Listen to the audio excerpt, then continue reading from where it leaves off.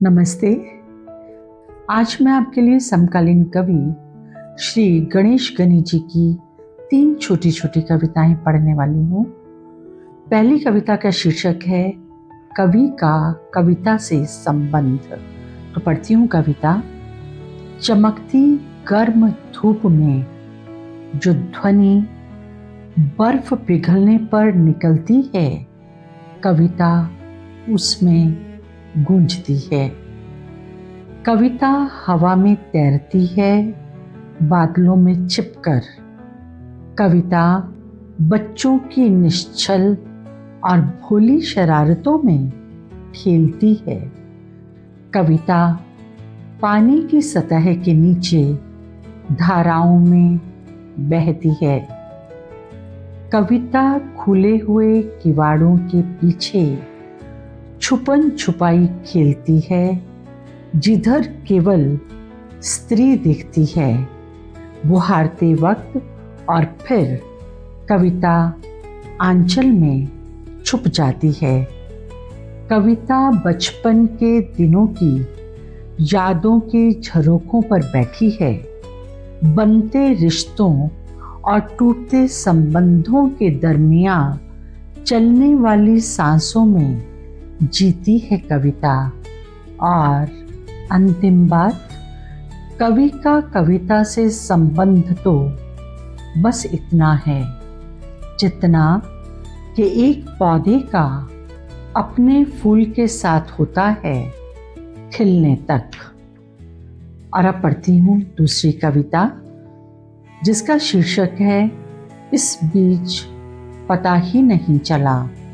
अंतरिक्ष में तारों और नक्षत्रों के जन्म और मृत्यु के बीच। अंतरिक्ष में तारों और नक्षत्रों के जन्म और मृत्यु के बीच एक दिन पृथ्वी पैदा हुई। पृथ्वी पर धीरे धीरे सृजन होता रहा। हवा, पानी, आग के बाद जंगल उगे, जीव पैदा हुए।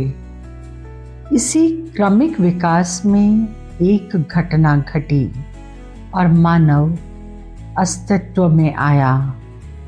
सबसे खराब घटना तब घटी जब डर ने जन्म लिया और देवता बनाए जाने लगे, और डर बढ़ता गया और देवता भी।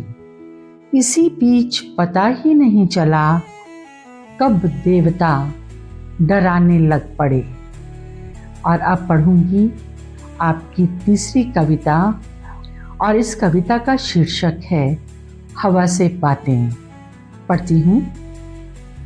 जब लगता है कि हवा नहीं चल रही, जब लगता है कि हवा नहीं चल रही, दरअसल उस वक्त हवा उसकी बातें सुन रही होती है। वह किस्सा गो है। हवा से बातें करना भी उसकी आदतों में शुमार है। उसकी एक बुरी आदत और भी है, जैसे चुनौतियों को झट से स्वीकार कर लेना, एक बालक की जिद पर धूसरित आकाश में एक इंद्रधनुष उभार देना। जिस दिन लगता कि बारिश का आना खतरनाक हो सकता है, वह पिछली रात में बादलों से प्रार्थना कर रहा होता, और प्रार्थना के मंत्रों में कभी कभी उलाहना और कभी धमकी भी होती। बादलों पर प्रार्थना का तो पता नहीं, पर उलाहनों और धमकियों का असर दिख जाता अगली सुबह चमकती हुई धूप में साफ साफ। एक दिन भोर में हवा ने उसके कान में डाल दी एक शर्त। तब से हर रंग का फूल उसके पास एक चक्कर लगा आता है।